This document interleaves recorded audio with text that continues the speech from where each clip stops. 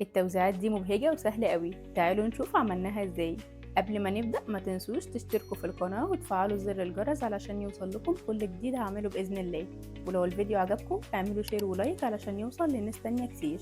كل سنة وانتم طيبين وبخير يا رب. عيد سعيد عليكم جميعا. التوزيعة دي جميلة وسهلة قوي. محتاجين عصيان الشيش دي وهنحطها في المية كده قبل ما نستخدمها، وهنرص بقى فيها المارشميلو بالشكل ده.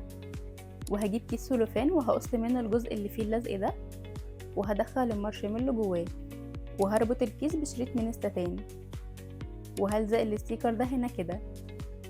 وبس كده بقت جاهزة. شكلها روعة بجد، جربوها تعجبكم جدا. التوزيعة دي حلوة وبسيطة قوي. جبت فوم ابيض ورسمت عليه دايرة قطرها 11 سنتي.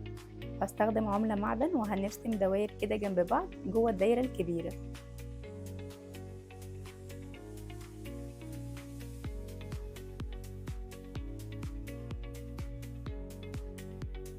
هنقص بقى الشكل ده، وهنحتاج غطا الكوبايات البلاستيك ده، وهحط فيه التوزيعات. بعد كده هحط شمع على حرف الغطا وهلزقه على دايرة الفوم كده.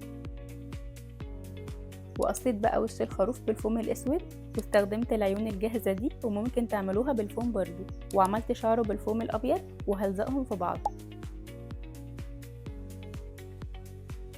بعد كده هلزق الخروف في النص كده، وهلزقها على عصاية خافض وممكن تسيبوها كده. وبس كده بقت جاهزة.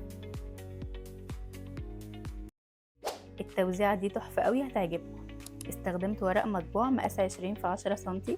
حطيت دبل فيس على الثلاث جهات دول، وهنشيل بقى اللزق ونلف الورقة كده ونلزقها في بعض زي الرول. هنضغط عليها من جنب واحد عشان نقفلها، ومن الناحية التانية هنحط التوزيعات ونلفها كده ونضغط عليها ونقفلها عشان تبقى عكس القفلة اللي تحت. بقت شكل المثلث كده.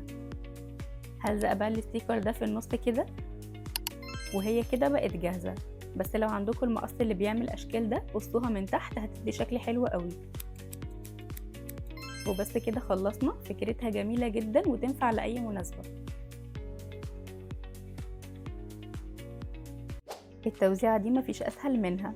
جبت كوباية بلاستيك وقصيت شريط من الفوم مقاس 2 في 25 سنتي، وهلزقه في الكوباية من جوه عشان نعمل اليد.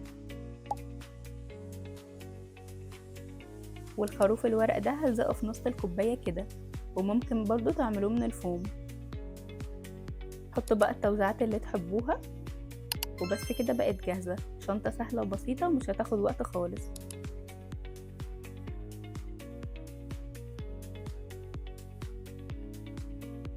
لو وصلتوا لحد هنا من الفيديو ما تنسوش تعملوا لايك وسبسكرايب وتفعلوا زر الجرس علشان يوصل لكم كل جديد هعمله بإذن الله.